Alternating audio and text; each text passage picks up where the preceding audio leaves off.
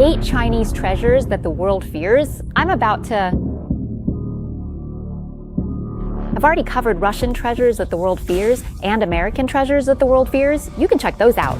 But these 8 Chinese treasures that the world fears, let me tell you, they're nothing like what I've done before.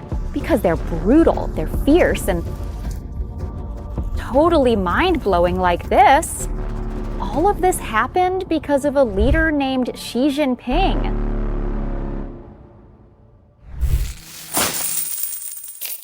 You can support the information about the 8 Chinese treasures that the world fears by scanning this QR code. Or if you want to support the Try Money Monster channel, it's super easy. Just hit like, share, and leave a comment to chat with us.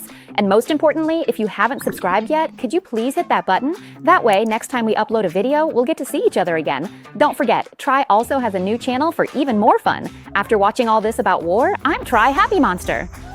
Don't forget to subscribe. Thank you. The first Chinese asset that the world fears is the Chinese military. If we count by the number of active duty soldiers, China has a total of 2,035,000 troops, which is the largest military force in the world. As for the United States, if we compare by the number of active duty soldiers, the US ranks third after India because the US has a total of 1,326,050 active duty soldiers. But it also depends on how you measure it. Just looking at the number of soldiers alone might not tell the whole story. As for the sheer size and grandeur of the Chinese military, we recently saw it during the military parade at Tiananmen. This event was a showcase of China's military might on the world stage, whether it was their long-range missile technology, robots, or combat drones. The most powerful weapon in China's arsenal right now is their long-range ICBM missiles. The DF-41 has a range of 12,000 to 15,000 kilometers, which means it can reach anywhere in the world, including the United States. This warhead uses a multiple independently targetable reentry vehicle, MIRV system, meaning it can carry multiple warheads at once, about 8 to 10 warheads. When launched, it can target multiple locations simultaneously, firing up and then dispersing 8 warheads, like this. Now, if you want something a bit more exciting from China, it would be their stealth aircraft, called the Stealth Fighter. It's a major model, the Chengdu J-20, which is on par with the F-22 from the United States. Its purpose is to control airspace, conduct deep reconnaissance, and carry out operations to cut off enemy forces, just like that. Now, some people might say, hey, that's not such a big deal because many probably think that with technology and such, the power and high-tech capabilities of Chinese military weapons still can't compete with America. And honestly, it's possible that they really can't. But the thing is, there was one person who got annoyed by this event, and that was President Donald Trump. Because after Donald Trump saw this ceremony at Tiananmen in China, just 2 days later, he announced a change, renaming the Department of Defense to the Department of War. And he even said, wow, what a beautiful ceremony. But I mean, Donald Trump knows what's going on. Honestly, our relationship is actually pretty good. Next week, let's talk about what we're going to do. Did you hear that? We have the clip, but let's listen to it again. Perfect and beautiful. I think it's really important, but I understand why they did that. And they hoped I would watch it, and I did. My connection with all of them is really important, and we'll realize just how important it is in the future. The second asset of China that the world fears, and even China itself has to be wary of, is President Xi Jinping. At this ceremony, President Xi Jinping boldly declared on stage that China is not afraid of any kind of violence.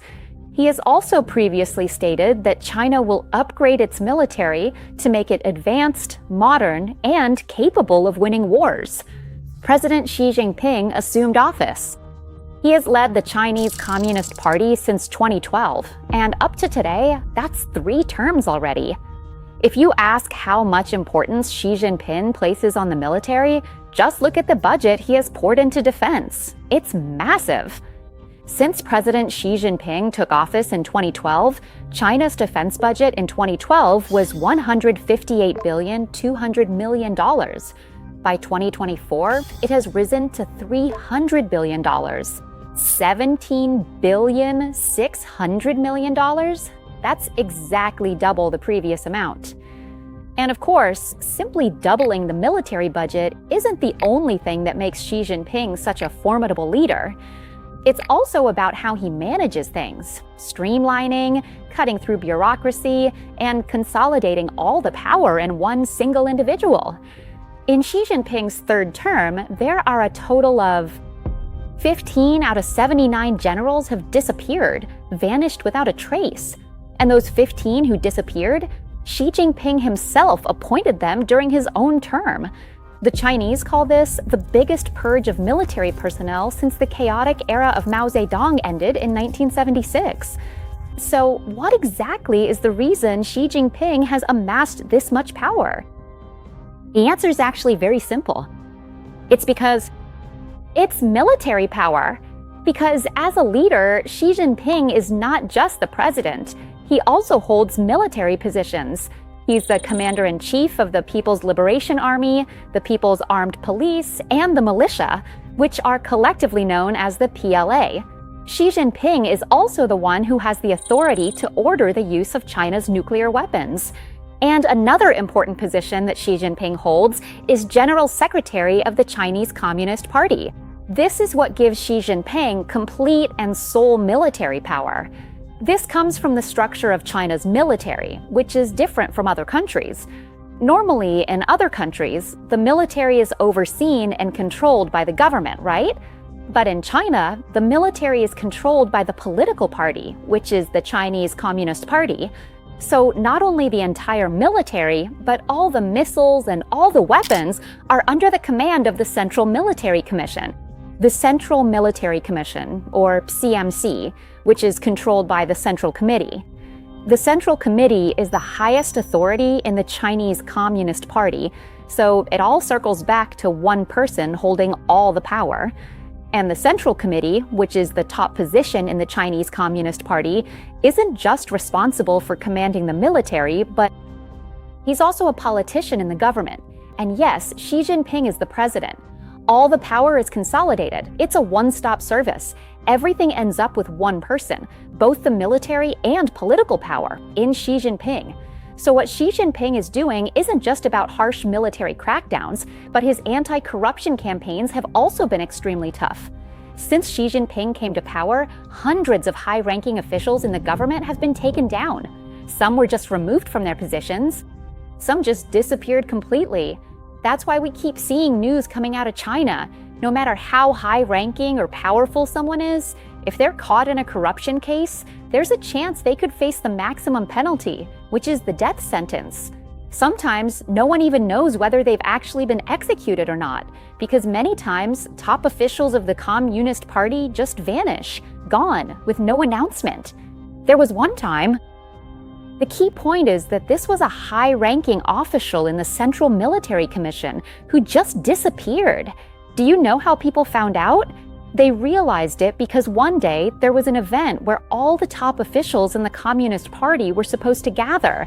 But after the media finished taking photos of the event, they noticed, wait, someone was missing. Who's missing? Where'd they go? It was He Weidong who disappeared. That's when everyone realized, oh, he just vanished. That's all there was to it.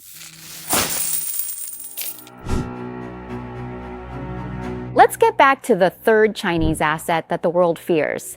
It's China's nickname as a maritime superpower. Among all of China's military branches, the Air Force, the Army, and the Navy is the strongest. Ever since Xi Jinping took office, the number of Chinese warships has grown from 237 in 2012 to 332 today. Meanwhile, the United States has 291 ships. Maybe the Air Force should be more of a focus, but among those, the most fearsome fleet China has is its nuclear-armed submarine fleet, the SSBNs. The key models are the Type 094 Jin class and the Type 096, which is still in development. These submarines carried JL-2 and JL-3 missiles, giving China a second strike capability, meaning that even if China were hit by a nuclear attack first, it could still retaliate with a counterstrike. I don't really know what the real situation looks like since I've never seen it myself. Besides naval power, apart from having more warships than anyone else, China also uses the sea as a means to control global trade. Basically, they dominate global maritime strategy. And China is the country with the largest merchant fleet in the world. You could say that more than half of the world's merchant ships are either made in China or owned by China. This information comes from the BRS Group Annual Report 2024. Back in the year 2000, there were a total of 4,309 merchant ship orders worldwide, and China already held a 50.6% market share. Fast forward to 2023, there were 3,968 orders globally, and China took 58.1% of the market share, almost 60%, not leaving much for anyone else. What this means is that any country that needs to transport goods by sea or do maritime trade will have to rely on shipping, and ultimately, they'll have to depend on China. That's one of the reasons why so many people are concerned about this. Anyone wanting to sanction or take harsh action against China must consider if they still need to ship goods by sea. China's maritime power is absolutely dominant. China's fourth treasure that the world fears is rare earths. Rare earths are exactly the resource that makes many countries hesitant to confront China directly, because China controls about 90 to 92% of the world's rare earth reserves. On top of that, China also controls about 69% of the world's rare earth production. Why are rare earths so important? Rare earths are a crucial component for all high-tech industries in the world, whether it's EVs, smartphones, AI, semiconductors, and even clean energy. They all require rare earths. Even military weapons need them too.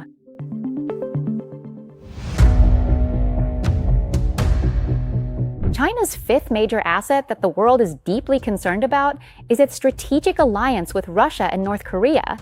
Most recently, at the massive military parade at Tiananmen Square, these three influential and powerful world leaders made a grand appearance together, creating a truly historic and unprecedented moment. That was President Xi Jinping of China, President Vladimir Putin of Russia, and President Kim Jong-un of North Korea. These three leaders standing together, they have officially appeared together since the Cold War era, so this image is truly historic. The alliance with Russia and North Korea is something the world fears. And do you know why? Because North Korea has been sanctioned by the United States for a long time, not just by America, but by the whole world. As a result, North Korea has developed its own unique and unpredictable ways of handling finance, economics, and other matters. Sometimes they can pull off something big, like they can hack banks, hack crypto, just like that. And it seems like no one can really do anything about it. If you want to see what North Korea is capable of, I actually made a video about North Korea's finances. Go check it out. As for the alliance between China and Russia, that's also something other countries, they're scared too, because when these two team up, it's like the perfect partnership. They complement and support each other while everyone else just falls apart. Ever since the US and the Western world imposed sanctions on Russia, right? Russia couldn't sell oil to Europe anymore. So when Russia couldn't sell oil to Europe, they just sold it to China instead. That means China gets cheap energy from Russia. What used to go to Europe now goes to China. So China can have lower costs and is able to... Chinese products, which were already cheap, became even cheaper. This allowed China to have the lowest production costs in the world, leading to overcapacity that flooded Europe, the rest of the world, and even Thailand. Eventually, Europe and the US had to say, "You can't do this," and started banning Chinese goods, which sparked a trade war. Now, with China's low costs, who's the most upset? If you ask who's the most upset, I'll tell you, it's Germany. Because Germany used to be incredibly prosperous, the king of industry. Why? Because they had access to cheap oil from China. But today, China is producing EVs, while Germany used to dominate the automotive industry. Now that China has such low production costs, Chinese EVs are cheap too, and their quality isn't bad. In fact, it's actually pretty good.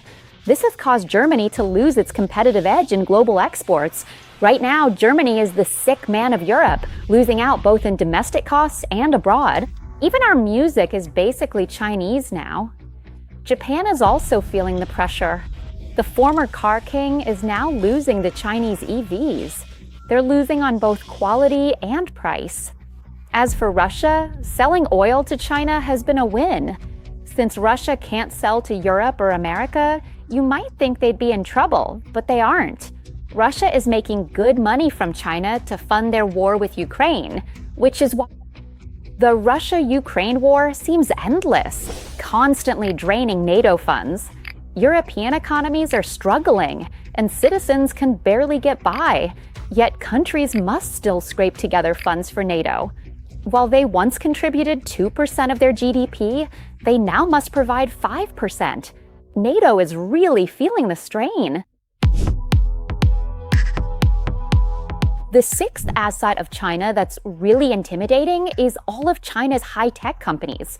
Whether it's Huawei or SMIC, SMIC is a huge Chinese chip manufacturer.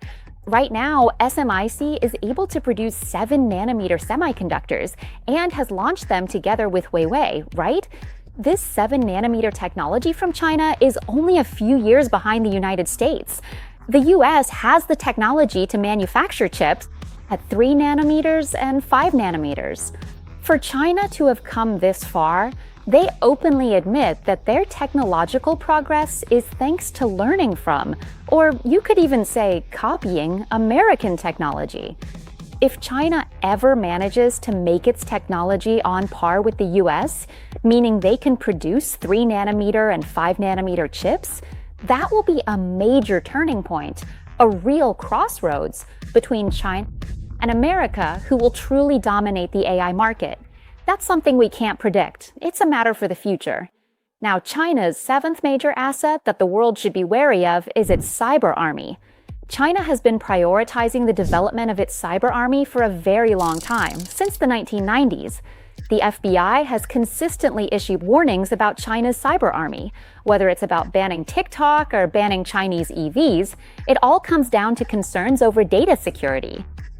China's cyber army has been behind all sorts of hacks, and China also has aerial weaponry to further strengthen its cyber forces. This includes cyber and space-based equipment, satellites, surveillance, radar, anti-satellite weapons, ASAT, and cyber warfare capabilities. These are used to attack the infrastructure systems of their rivals. And now, the last and eighth major asset of China that the world fears is all the information that China releases. It's really confusing like this. No one really knows what's real and what's fake, whether they'll release information or not, whether they'll close off or open up. China can do it all. Even when it comes to managing their own currency, they can set it to whatever value they want. China can do that. Because to go back to the point, all of this, the power and the things China does that impact the world, comes from people. Just one person,